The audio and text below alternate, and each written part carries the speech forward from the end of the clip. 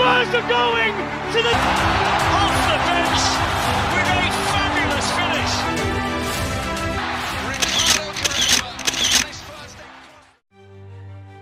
Selamat datang di channel Corner Kick, tempat di mana sepak bola bukan sekadar soal skor, tapi kisah di balik tiap gol, tiap selebrasi, dan tiap detik sejarah yang tercipta. Hari ini, kita membahas sebuah momen yang bukan cuma langka, tapi juga monumental. Cristiano Ronaldo, usia 40 tahun 123 hari, kompetisi UEFA Nations League, gol penentu kemenangan, gelar nasional, rekor dunia.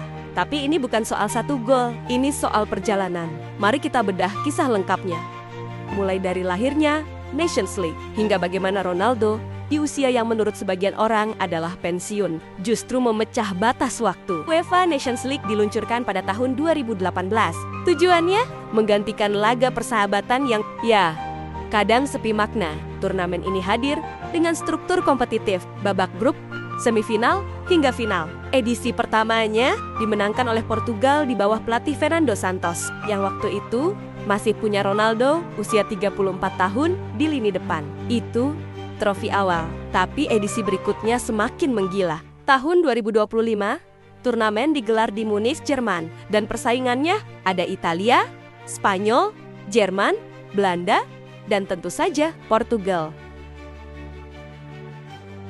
Kemenangan demi kemenangan membuat mereka lolos ke semifinal, dan di situ mereka bertemu tuan rumah Jerman. Di atas kertas, Portugal tertinggal, tapi di lapangan Ronaldo membuktikan bahwa statistik tak pernah bisa membaca mental juara. Menit ke-68, sebuah umpan silang dari Nuno Mendes disambar dengan kaki kanan dan langsung shoot. Siapa lagi kalau bukan Ronaldo? Skor 2-1, Portugal lolos ke final, dan Ronaldo resmi jadi pencetak gol tertua di semifinal UEFA Nations League. Tapi puncaknya belum datang. Kita menuju panggung paling dramatis. Final digelar di Allianz Arena. Laga antara dua negara Iberia, Portugal versus Spanyol. Laga besar, atmosfer tegang, stadion penuh. Spanyol unggul lebih dulu 2-1. Dan lalu datang menit yang menciptakan sejarah.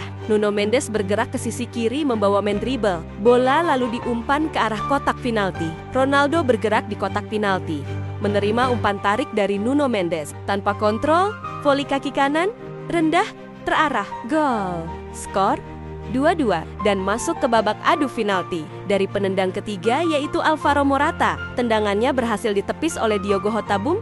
Akhirnya Portugal juara. Mari kita telusuri angka-angka yang bikin kita geleng-geleng kepala. Usia saat cetak gol di final 40 tahun, 123 hari. Gol terbanyak di satu edisi Nations League, 8 gol. Top scorer sepanjang turnamen edisi 2025.